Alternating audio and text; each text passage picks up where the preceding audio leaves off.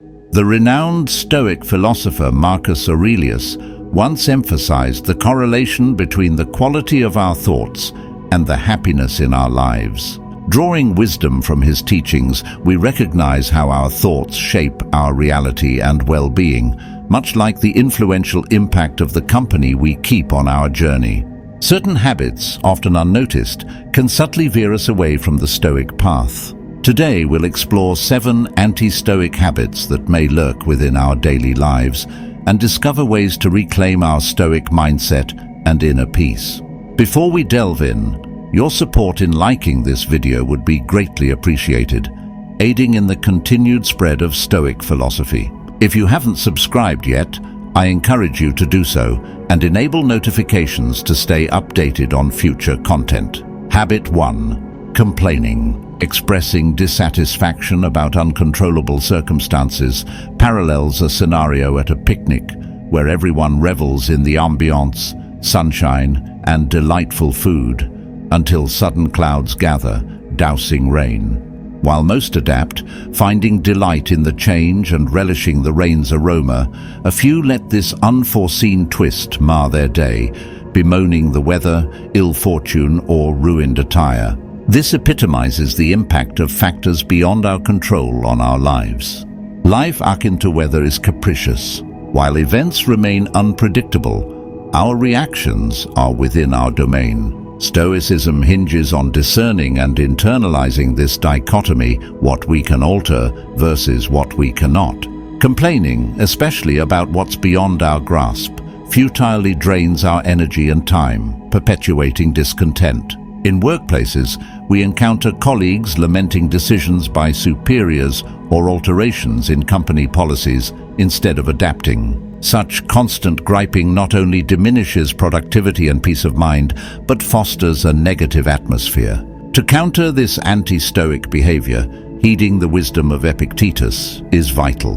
When confronted by such situations, ask yourself this question: is this within my control? Instead of voicing discontent, a Stoic approach involves asking, how can I adapt or what can I learn? This grants us power reclamation, preserving inner peace regardless of external unpredictability. Habit 2. Seeking validation from others. Imagine investing weeks pouring your passion into a project, yet upon completion, instead of reveling in the accomplishment, you incessantly check for likes, comments, or any form of recognition on social media. Similarly, envision purchasing a new outfit not for personal confidence, but seeking validation through compliments.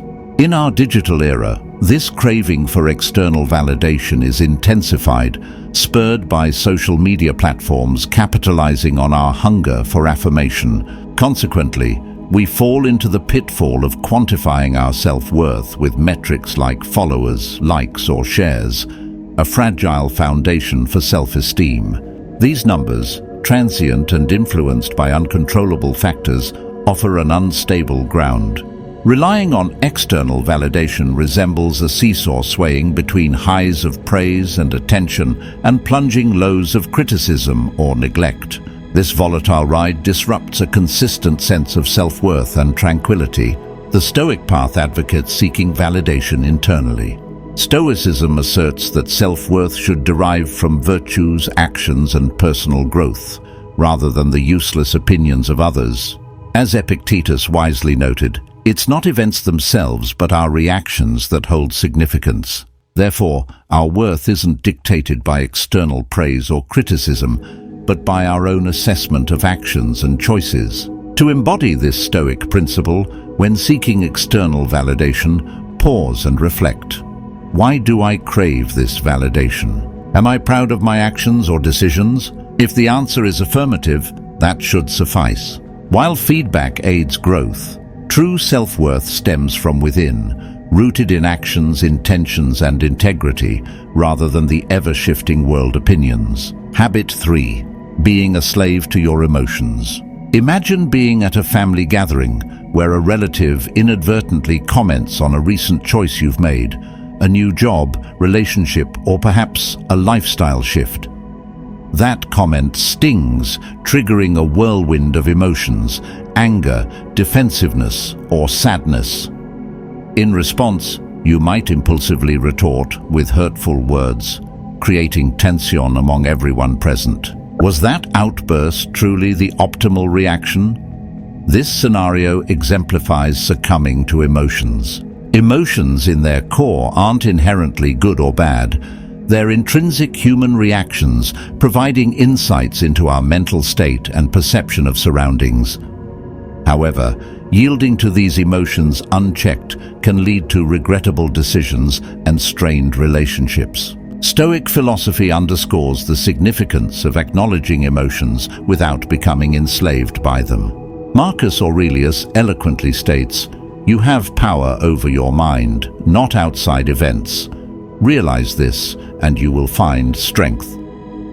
This Stoic teaching reminds us that while initial emotional reactions might be beyond our control, our subsequent actions remain within our grasp. The next time emotions surge due to a friend's remark, a work situation, or any other trigger, pause, breathe, question whether the immediate response aligns with harmony or might escalate discord. This pause and introspection foster emotional resilience, ensuring reactions resonate with values, not fleeting emotions.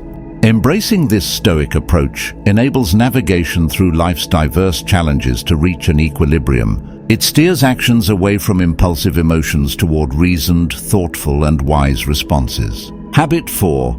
Excess pleasure. Imagine stepping into a lavish banquet where the table overflows with an assortment of delectable dishes, luxurious desserts, and an unending stream of drinks. While the temptation to indulge without restraint is strong, the initial elation might fade into discomfort or regret by nightfall. This illustrates the pitfall of excessive pleasure. Life presents an array of pleasures, from delicious foods to luxurious experiences that enrich the human experience. However, entangling oneself in a cycle of ceaseless pursuit for more can yield a sense of emptiness. The fleeting joy these pleasures offer can mask a void, leading us away from seeking deeper, more meaningful sources of contentment. Seneca's astute observation, "Slavery resides under marble and gold," serves as a reminder that excessive attachment to materialistic pleasures can paradoxically shackle us, restricting our freedom. It's like being chained to a treadmill, endlessly chasing fleeting happiness. Consider the modern allure of technology, a thrilling acquisition of the latest gadget. Yet how often does that thrill diminish, only to reignite with a newer model's announcement? Similarly, ponder the binge-watching culture, a momentary pleasure, lacking enduring satisfaction. Navigating this requires cultivating moderation. Before immersing oneself in the next indulgence, pause and ponder, does this pursuit genuinely add value to my life, or am I merely seeking a temporary high? Such introspection helps discern between what truly enriches our lives and what provides only a fleeting escape. By aligning desires with long-term well-being rather than temporary highs, we position ourselves for a deeper, more enduring sense of joy and fulfillment. Habit 5. Living in the past. Imagine sitting on your porch during a serene evening, yet your mind isn't present to enjoy the sunset. Instead, it's entangled in past events, a mistake made, a missed opportunity, or memories of someone from the past. While occasional reminiscing is natural, becoming anchored in the past obstructs full engagement with the present. Dwelling on past events, particularly those steeped in regret or sorrow, burdens and impedes the ability to embrace present opportunities and beauty.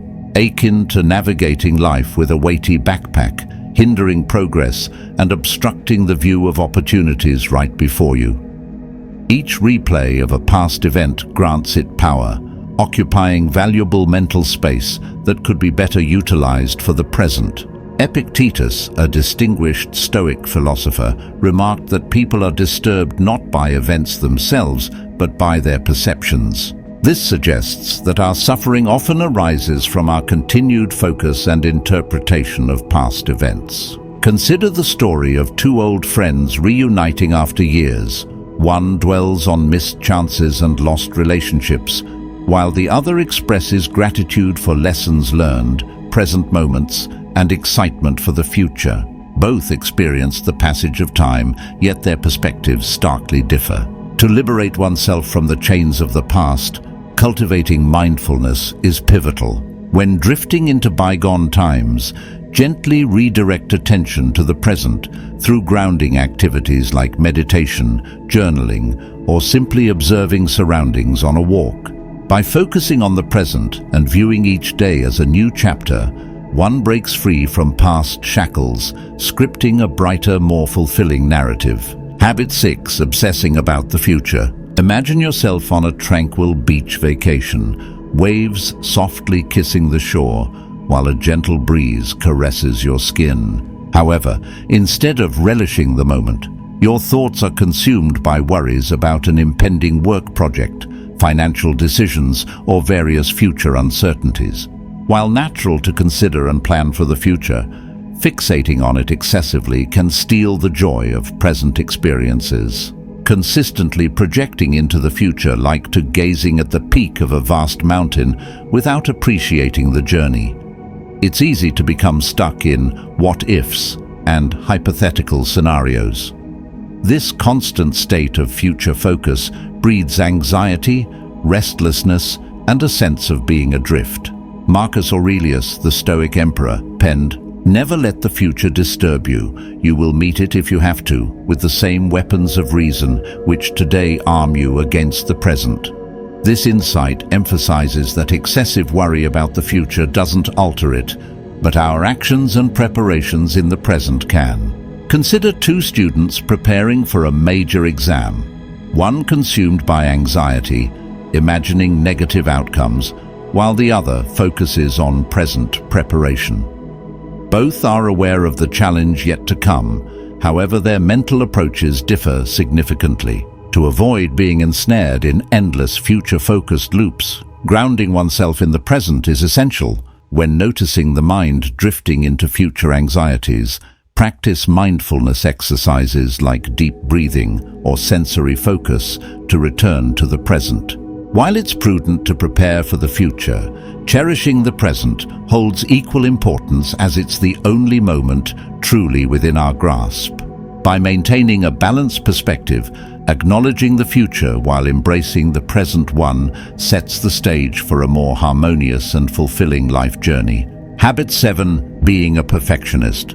Imagine hosting a dinner party at your home. Guests are enjoying themselves, lively ambience fills the air, and delightful food graces the table. However, instead of relishing the moment, your attention fixates on a slight over-salting in one dish or minor imperfections in the table setting. This ceaseless pursuit of perfection in every detail can cast an overwhelming shadow, dimming even the most joyous occasions. In today's age, with the proliferation of social media and constant exposure to seemingly flawless lives, there's amplified pressure to achieve perfection across all areas of life. Be it flawless appearances, ideal relationships, dream jobs, or impeccable homes, this pursuit of perfection can become relentless, constantly picking at you. Seneca once remarked, "To wish for perfection is a sure way to become unhappy." This Stoic insight underscores the elusive and often unattainable nature of perfection.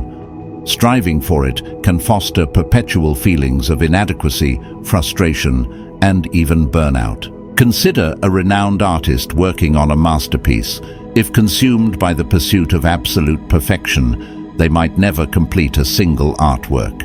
Instead, they recognize that beauty often resides in imperfections, valuing the overall creation over minute irregularities. To break away from the perfectionist trap, it's vital to embrace the concept of good enough.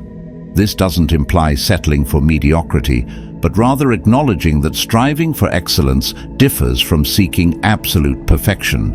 Celebrate achievements no matter how small, and embrace the imperfections inherent in being human. When caught in perfectionist tendencies, step back and ask, Is this genuinely crucial? Will it hold significance in a week, a month, or a year? By reframing perspective and focusing on the bigger picture, one can liberate themselves from the constraints of perfectionism, fostering a more balanced and contented life. Upon reflecting on the wisdom imparted by Stoic sages, it's clear that self-awareness and introspection play pivotal roles in nurturing a balanced and resilient life. As we've journeyed through these 7 anti-Stoic habits today, my hope is that you've gained insights to navigate and refine your own path. Remember, Stoicism isn't about attaining perfection, it's about progress and perspective. Take a moment for self-reflection. Do you have any of these habits? How can you redirect your course and enhance your journey? I encourage you to share your reflections and personal experiences in the comments below. Which of these habits resonated with you the most? And have you encountered other habits challenging your Stoic journey? Let's foster an environment for discussion and collective growth. Thank you for joining me on this exploration. Until our next endeavor, may you discover both serenity and strength along the Stoic path.